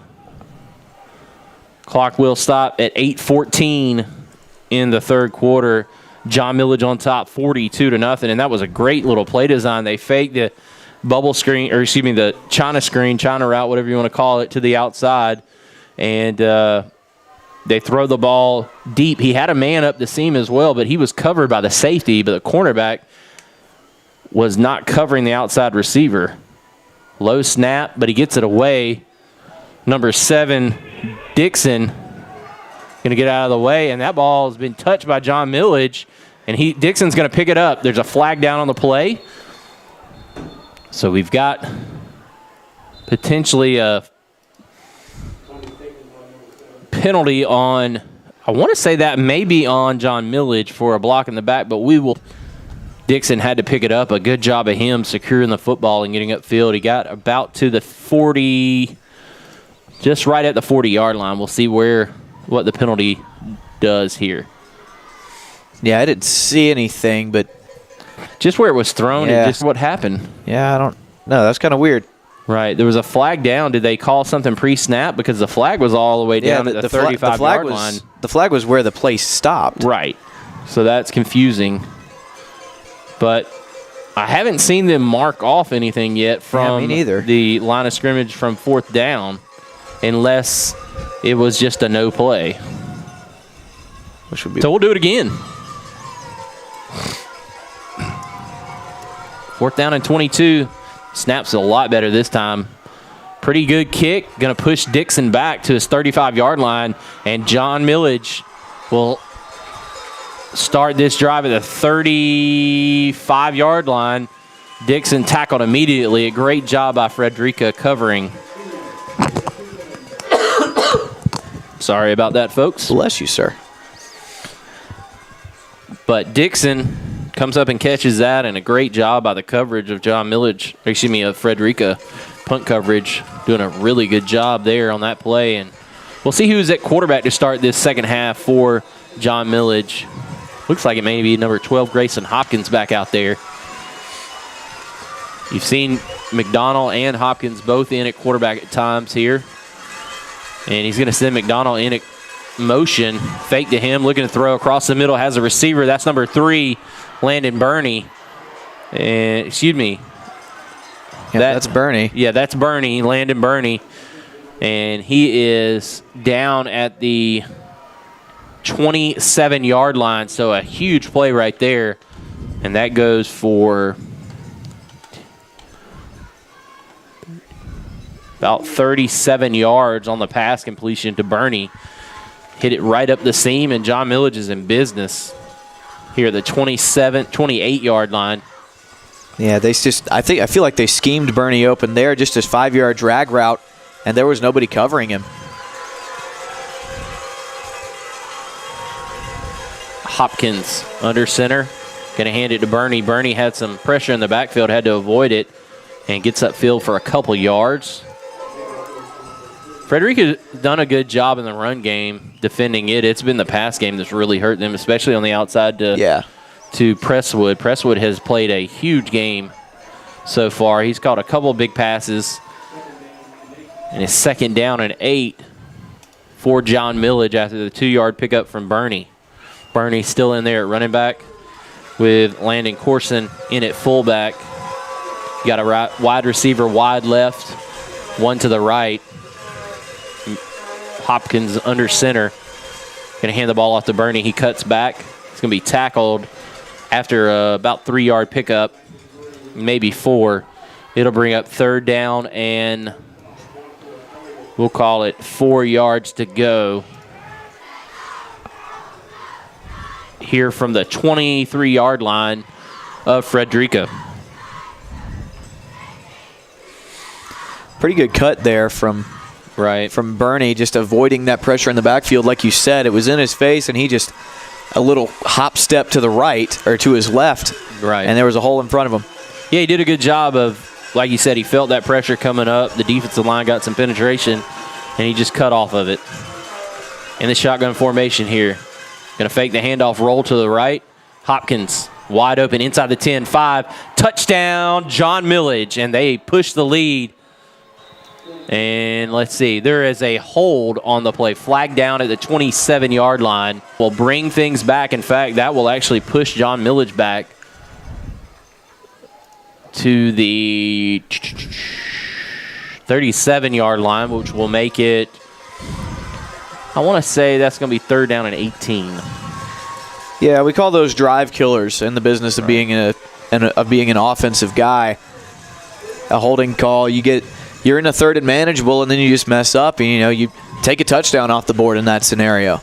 Right, and the thing that compounds it is not only is that a 10-yard penalty, but you add the spot foul, and that was a hold in the backfield, which you add on the yardage from the line of scrimmage to the spot in the backfield, and now it becomes actually like a 13-yard penalty. Yep.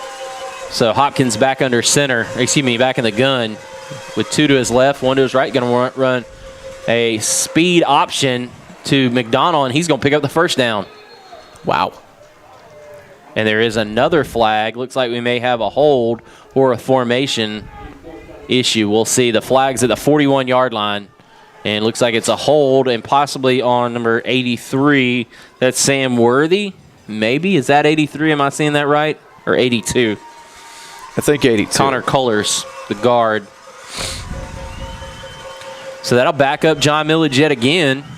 After McDonald picked up the 1st down, you've had 2 holding calls on the last 2 plays, and John Millage is continuing to go backwards.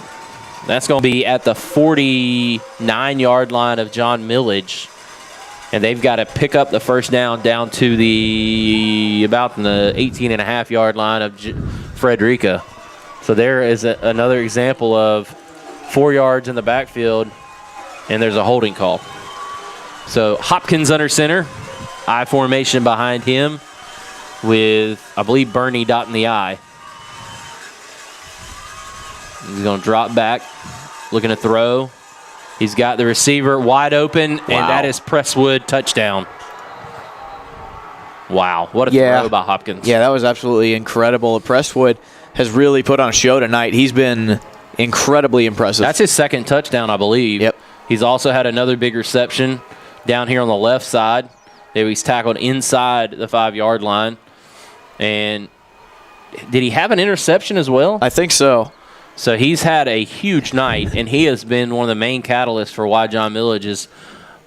We're officially, I think, in rout territory right now. 48-0. Yeah. With an ensuing extra point. He had third down and 33. Forever. 33 by my count. So into kick will be number 27. The kick is up, and it is good. That is number 27, Tommy Collier.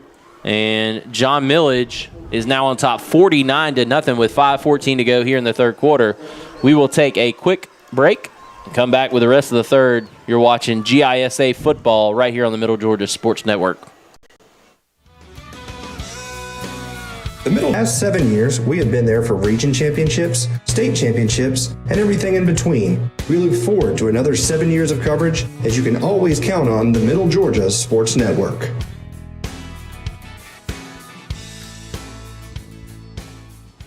Welcome back to Anderson Field, 5-star stadium on the campus of Mercer University. Here to the AAA championship of the GISA State Football Championships. Currently, John Millage on top, 49-0. I'm Brett Taylor, alongside me, Brent Daughtry.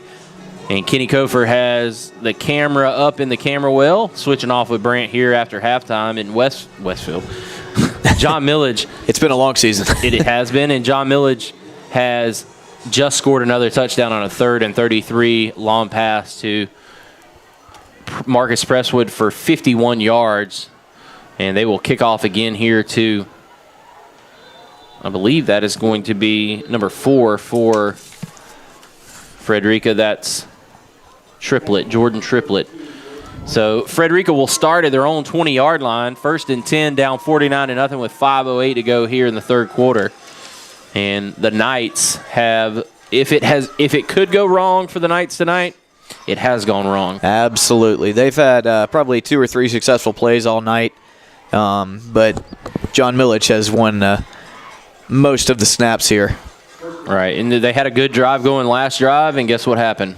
Bad snap, backed them up, and they had 3rd and forever, and they're not able to pick up the first down when they would have had 2nd down and I believe 5 on the play. There's a shotgun, going to run a quarterback draw, get up the middle, and pick up maybe 3. That's Veal on the carry, and we'll have 2nd down and 7 for the Knights.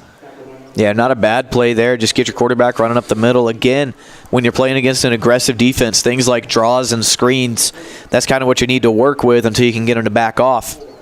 Unfortunately, they just haven't really worked with any real consistency tonight for the Knights. Right. So it'll bring up 2nd down and 7 to go with 4:37 to go here in the third quarter. Veal going to send a man in motion with 2 to his right. Going to hand the ball off to Triplett up the middle. He's going to dance around, maybe pick up 2 on the play, and that'll bring up 3rd down and 5, we'll call it, from the 27-yard line.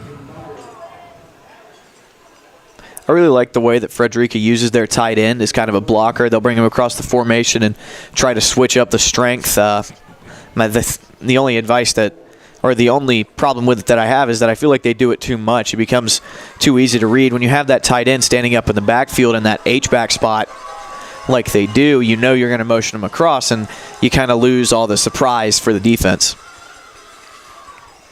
So they're in the pistol.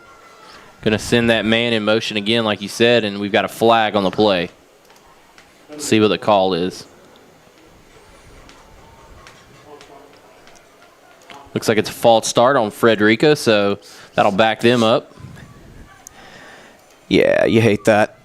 You really hate that. I mean, you're as an offensive lineman. I assume it was an offensive lineman. That's usually who false starts end up going on. You're just trying to fire off early and beat the other guy off the ball, but sometimes you can get a little too over anxious and it leads to mental mistakes like that. So that'll bring up 3rd down and 9, we'll call it.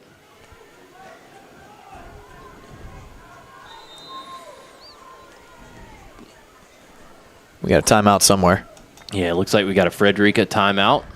So we'll take a break with them and come back. Frederica trails 49-0 here with 3:20 to go in the third quarter. You're watching GISA State Championship football on the Middle Georgia Sports Network.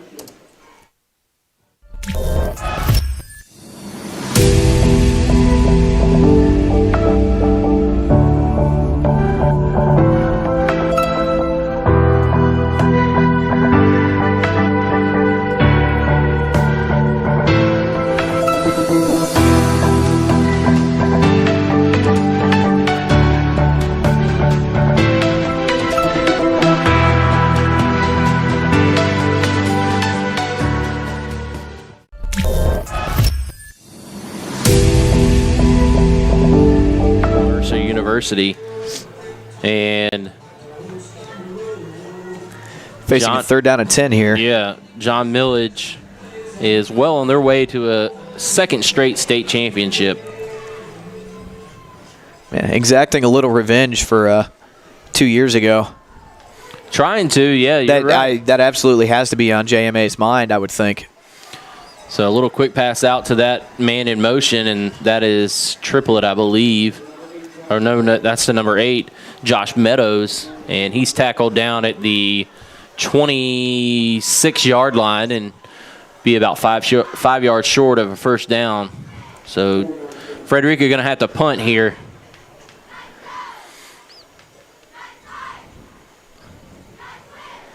Back deep to the receive will be Dixon, Taylor Dixon, cornerback and wide receiver for John Millage. Punt returner. Good snap this time. Kick is away. Kind of a wobbly line drive called on the run and bobbled by Dixon. He's going to fall on it. And John Millage will start at their own 42-yard line.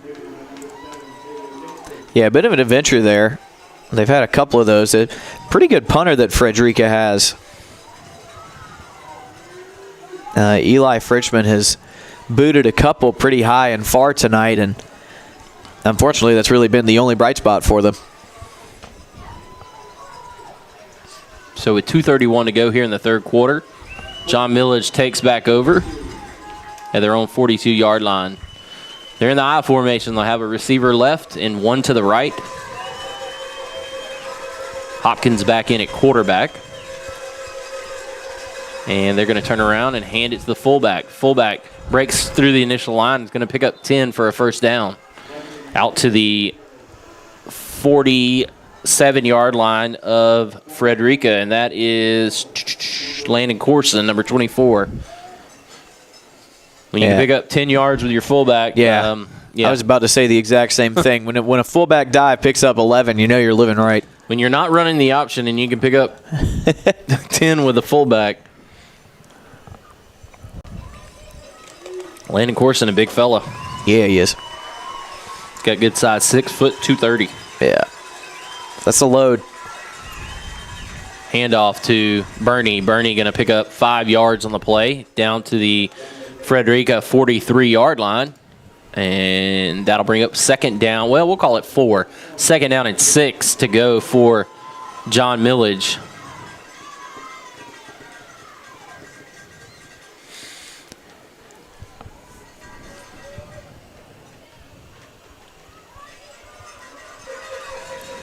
Going to have the I formation yet again. Same formation here. And Hopkins under center. Turns and hands it to Corson again. Corson runs in the back of his offensive line, and they're just moving the pile right now. Still moving it. And they finally blow the whistle. And that will get enough for a first down. That's actually number 25, Tyler Green, I believe, that was in there. Thought it was Corson, but it was Green. A little bit smaller frame, but he got behind those pads and let his offensive line help him move that rugby scrum down the field. So yeah, that was just, he got hit right near the first down marker and ended up pushing for an extra 5. Just like you said, moving the pile. Right. Stay upright, keep those legs churning. Let your buddies help. And looks like a broken play here. Hopkins trying to get upfield. He attacks that defender. He picks up a couple yards. Good job by Frederica getting out there and making a play on Hopkins. It looked like a busted play, though, Brant. Yeah, it did. It looked like he turned the wrong way or his running backs went the wrong way, but it honestly looked like he may have been designed to keep it, but he may have gone the wrong way. Well, he made a little bit out of nothing, though. He picked up 2 yards, and it'll bring up 2nd down and 8 for John Millage, and we're under 30 seconds to play here in the third quarter with the Trojans up 49-0, and that may be the end of the third here. They'll carry it into the fourth quarter. That'll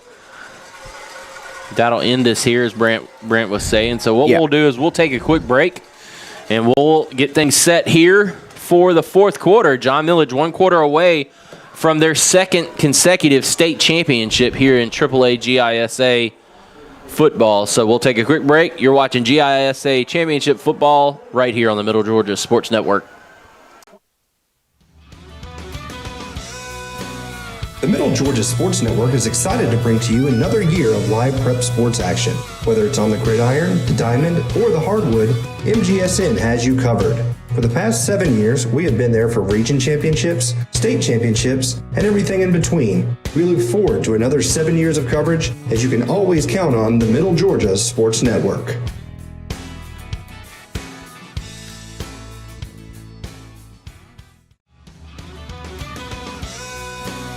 The Middle Georgia Sports Network is excited to bring to you another year of live prep sports action. Whether it's on the gridiron, the diamond, or the hardwood, MGSN has you covered. For the past 7 years, we have been there for region championships, state championships, and everything in between. We look forward to another 7 years of coverage, as you can always count on the Middle Georgia Sports Network.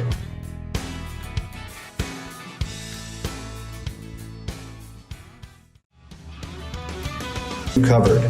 For the past 7 years, we have been there for region championships. Hey, there it goes. Hey, and welcome back. You just missed a 2nd down play, but that's okay. Maybe a pickup of a yard, and we'll bring up 3rd down and 7 to go for John Millage with 11:41 to go here in the fourth quarter. JMA driving left to right on your screen, up 49-0. Yeah, I think you said it a few minutes ago. This is officially entered route territory. Right.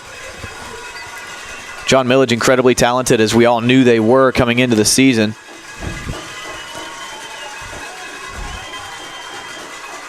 So John Millage sends a receiver in motion. Going to fake the handoff. Hopkins takes it around left end. He breaks a tackle and have enough for the 1st down, but there is a flag on the play. Well, maybe not. Yeah, there is. At the 32-yard line. Holding on John Millage, so that'll push JMA back 10 yards. Looks like we have a player down on the field for Frederica that they're attending to. I hope he's okay, but they're looking at his lower extremity. Not sure if... Otherwise known as a leg. Right. Don't know if Kenny can zoom in on that or if we even want to do that. What we'll probably do is, let's see if he does. Yeah, he's showing it, but... So hopefully it's a Frederica Knight, I believe, down on the field at about the 44-yard line. Hoping he's okay. And looks like he's going to be all right. He's getting up, so that's good news for the fella. Yeah, that's number 75. Jackson Thomas. No, excuse me, that's John Millage's roster. That's Luke Veal. So he's a senior.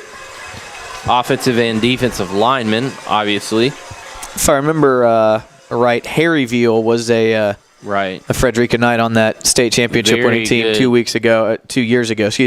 Running back, if I remember correctly, running back, tight end.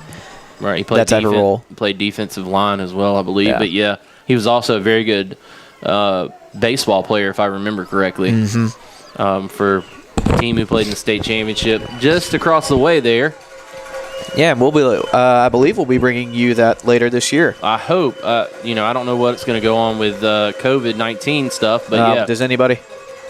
Right. So Hopkins, that's McDonald who's entered the game, and he picks up yardage to the 35-yard line, but it will be 4th down and 9 from there.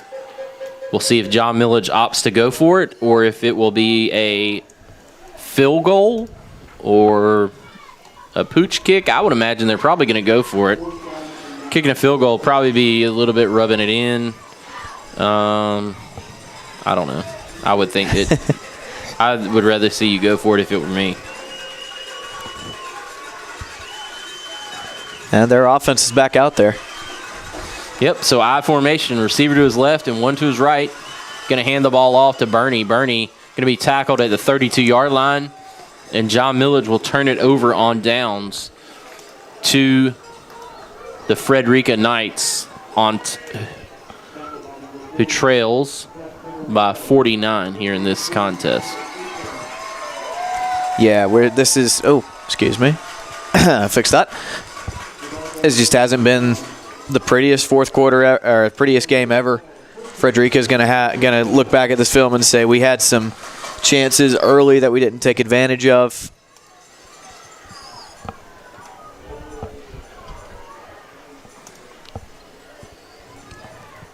And this game just got out of hand really quickly. Right.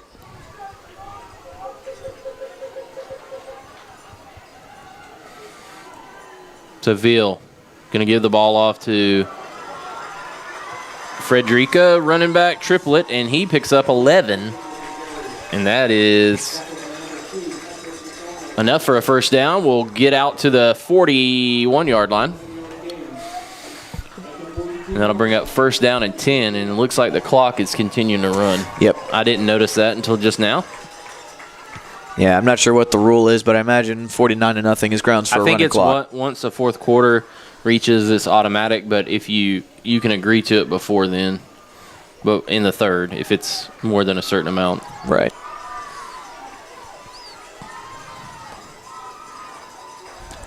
Hand the ball off. And John Miller's going to do a good job tackling him at the line of scrimmage. I did not see who that was. I think it was 20, maybe 21 Perez on the carry.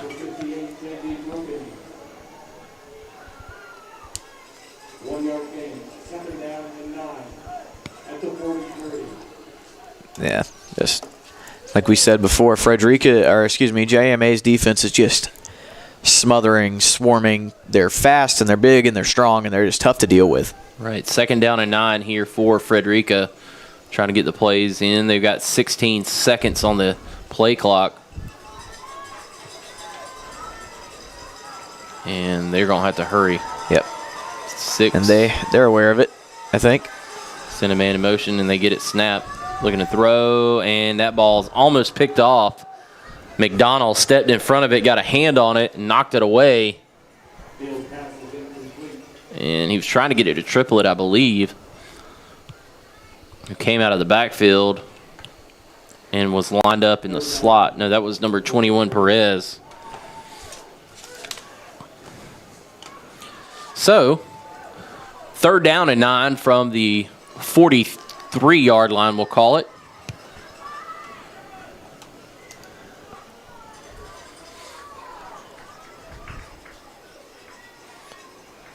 Veal drops back, throws it deep, and ball's going to be incomplete, almost picked off by... He's saying he did pick it off. And did he? I think the officials are going to give it to him. There's no way. I mean, he made a great effort, but the ball was caught while the point of the ball was hitting the ground, kind of like this right here. But it was close. I don't think, on review, it would have survived. Right. Through the ground. Yeah, they're marking it back where it was. Right. So fourth down and 9, and Frederica going to punt. Looks like number 1, Eli Fritchman, will come out to do the punting. And looks like we're going to have a new returner back for John Millage, and maybe Jamin Sneed. Can't make out his number. I think it is Jamin Sneed. Jamon Sneed. I don't know if I'm saying that wrong. That's a great punt right there. And Sneed going to take it and is tackled at the 34-yard line. They're going to mark him out to the 35.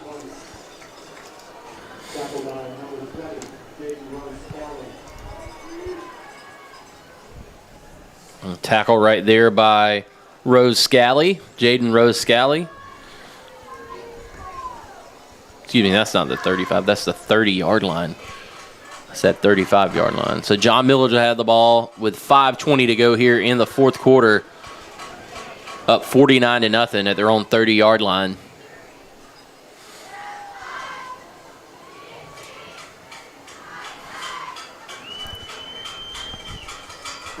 the Trojans will move to 11-0.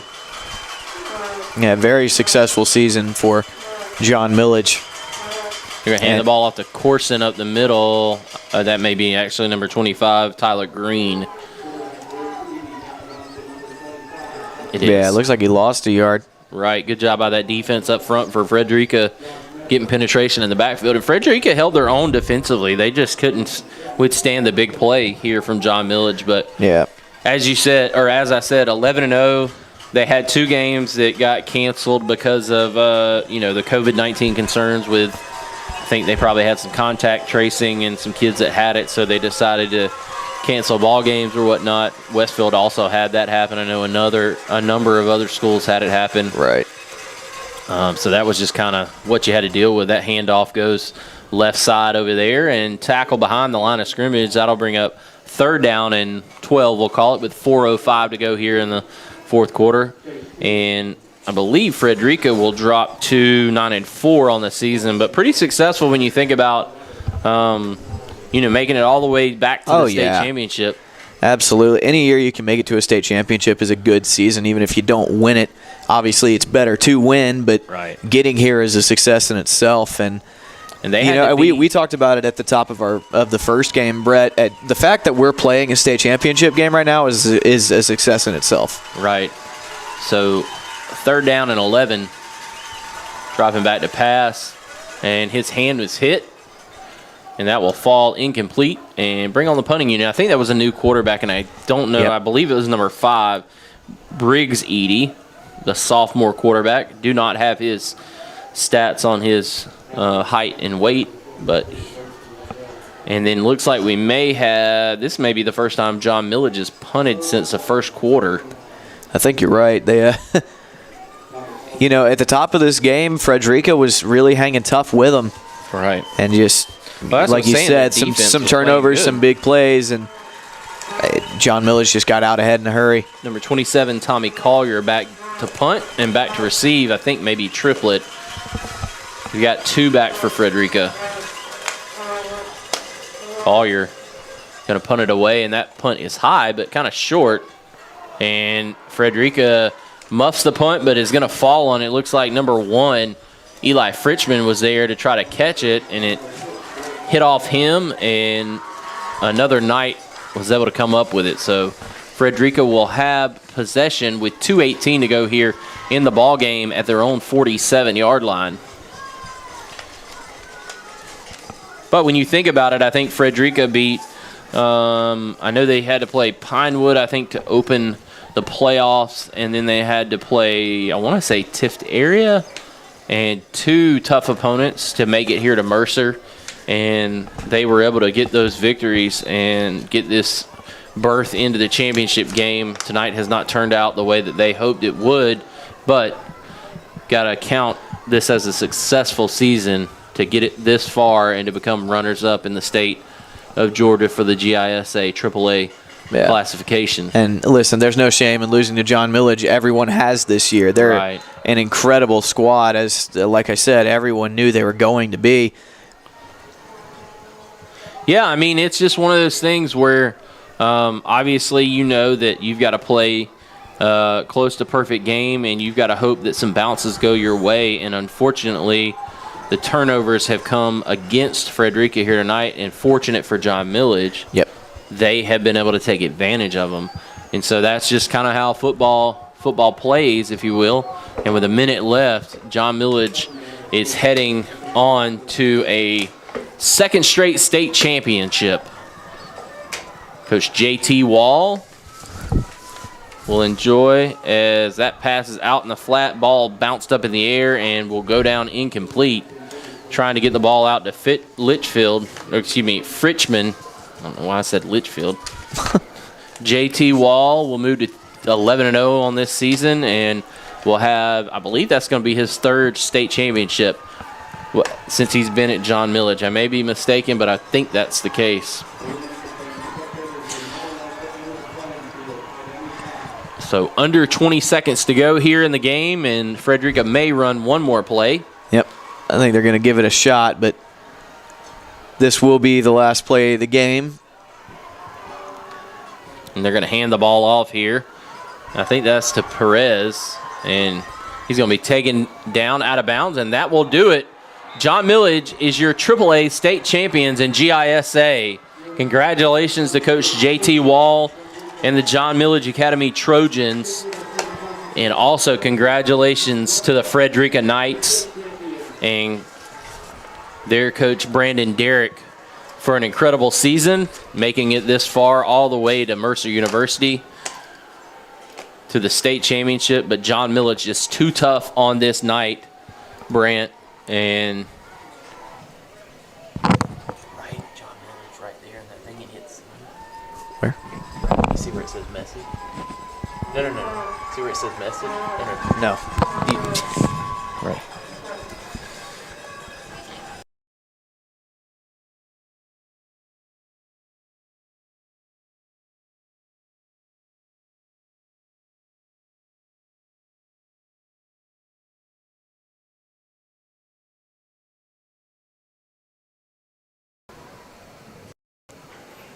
And see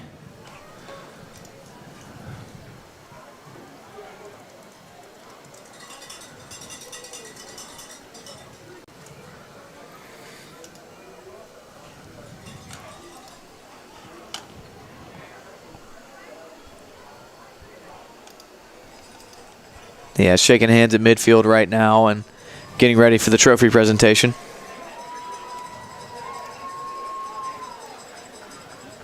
So congratulations to John Millage. We will hold tight and give you the trophy presentation, as I said. I don't know why that's not.